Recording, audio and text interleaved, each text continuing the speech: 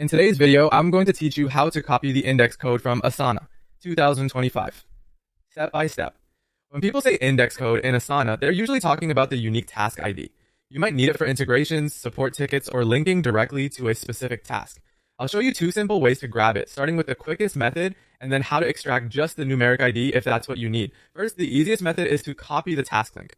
Open Asana in your browser, find the task you're working with, and click it so the task details pane opens on the right side of your screen. At the top of that pane, look for the copy task link icon. It typically looks like a small chain link and sits alongside other task actions.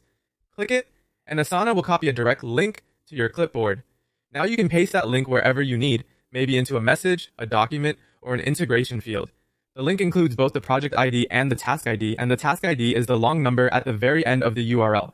If all you need is a shareable reference, the link alone is perfect and keeps things clear for teammates. If you only need the numeric ID, here's how to extract it from the URL. Open the task so it's in full screen mode. This view helps make the URL unambiguous, ensuring the number you see is the task ID you want.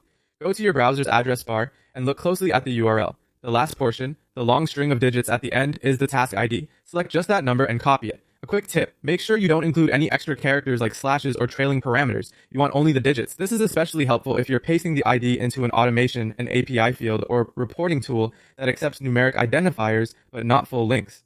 To recap, the direct link method is best when you want a quick, human-readable reference you can share, while copying the numeric ID from the address bar is ideal when a tool specifically asks for the task ID. Either way, you're pulling the same underlying identifier, just in different formats. Keep these approaches in mind the next time you're organizing work, connecting apps, or troubleshooting an issue that requires a precise task reference. And that's all you need to confidently copy the index code from Asana.